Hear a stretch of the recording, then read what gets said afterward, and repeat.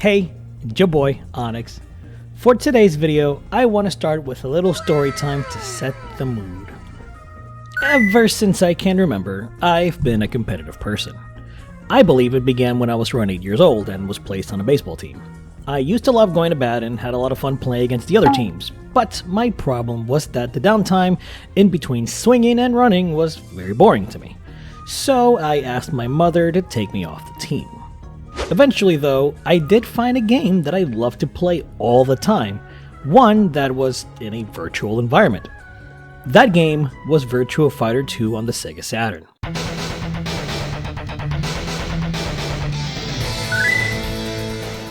I was a Sega kid growing up, so I didn't get to play much of Street Fighter, though I did play plenty of Mortal Kombat in the pizza shop near my home. Still, this particular fighting game made me want to bring my friends over and challenge them to a duel, and it always ended up being a glorious time. There was no downtime, you were always active in one way or another, and that is where my love for fighting games began.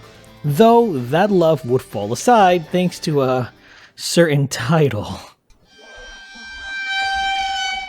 But this video isn't about that particular experience, but rather how one little team from Japan managed to turn it all around. This is how Guilty Gear Strive made me fall in love with fighting games again. That is bullshit blazing, still my heart is blazing. If the word kill me, I don't need a new word under you. Soon you will know, we already know the smell of the game.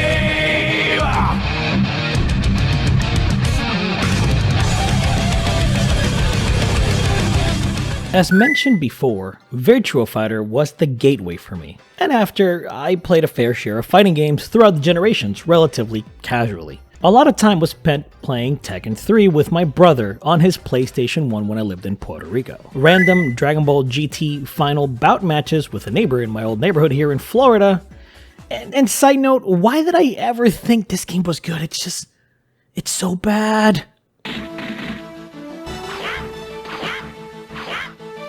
I guess though, this was as good as it gets for Dragon Ball fighting games for quite a while, but we'll get to that game soon. And of course, hundreds of hours in the Super Smash Bros. Series.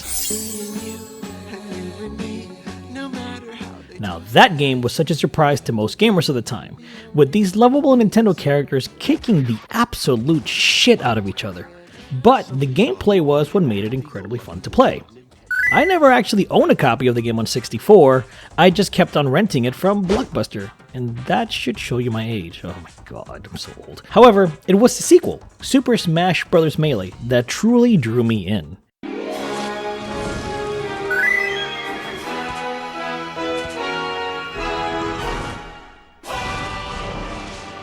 When Melee came out, a big portion of my friends in high school were into the title. We used to actually get together in groups of 5 to 10 people on the weekends and see who was the best player. This was a pivotal moment for myself, since it rekindled my love of this genre. My other younger brother also got into the game, but even more so than myself, mainly because of the amount of times we used to play it together, which was a lot, which led him to really love the game. But also because he went to middle and high school with Juan de Bidma, aka Hungrybox, arguably the best Melee player in the world. This led him to a path of competing in various tournaments in Melee and eventually Ultimate. But due to my life circumstances, being a father, trying to be a full-time student while also working full-time as well, that competitive edge fizzled out. I was simply unable to compete, so I just played random fighting games with that same brother from time to time. Games like Guilty Gear, Blaze Blue, Persona 4 Arena Ultimate Max Super Grapple whole thing, and Tekken 7. After a while though, I just stopped chasing after fighting games altogether, until a certain title was unveiled at Xbox's E3 2017 conference. What? Oh, it's new Dragon Ball Z game. I wasn't expecting this though. Well, those are... What? 2D Fighter! Heck yes! I love 2D Whoa! I know. Yeah. Reverse. Oh, Marvel vs. Capcom, but Dragon Ball Z. That's kind of cool, though. I'm not gonna lie, that's pretty awesome. Early 2018. Wait. That's System Artwork. Exclusive. That's their logo. Guilty Gear. Persona 4 Ultimate. There you Oh. I was ecstatic to play this game.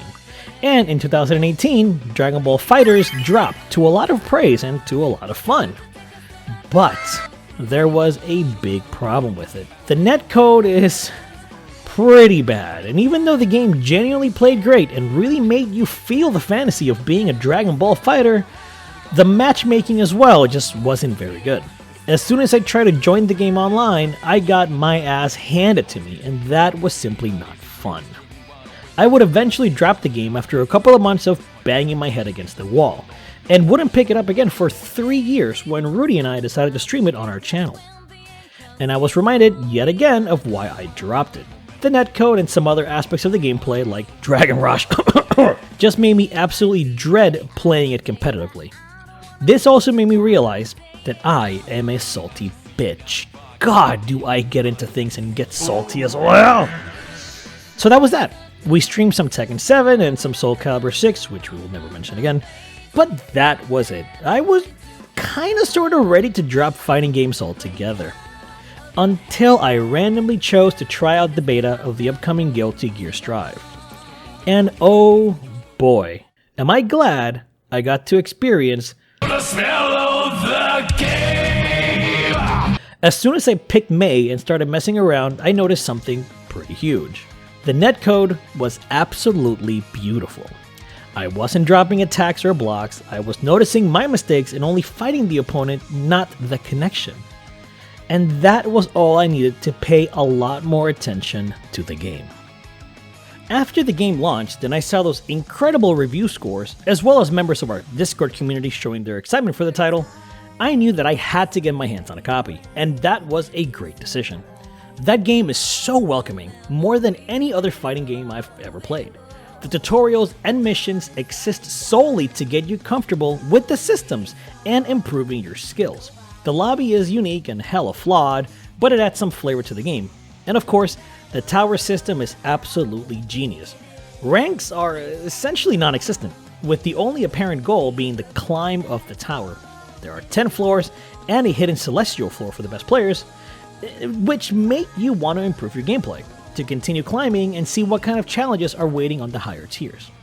The gameplay systems are overall simplified in comparison to previous titles, but it is still extremely deep. It's a classic example of easy to pick up, very hard to master. Personally, no other game before has genuinely pushed me to improve as much as Guilty Gear Strive. Having top-of-the-line cel-shaded graphics, amazing animations, a varied cast of characters, and incredible music doesn't hurt in wrapping up such an incredible package. And well, the rest is kind of history. History that's still being written for me. I am going to continue the grind and try to aim for my personal goals within Guilty Gear Strive, and I hope that more people give it a chance. So far, this is the best-selling Guilty Gear game ever, and the fact that Arc System Works completely owns the IP just means that we're in for more quality characters and moments in the future. It's an incredible package that really doesn't do anything wrong. Anything that it tries to do, it just does it right. Well, besides Soul Bad Guy being an OP piece of shit. So, to wrap it up, thank you Arc System Works. Thank you for making an incredible fighting game and for reigniting my passion of loving this amazingly niche genre.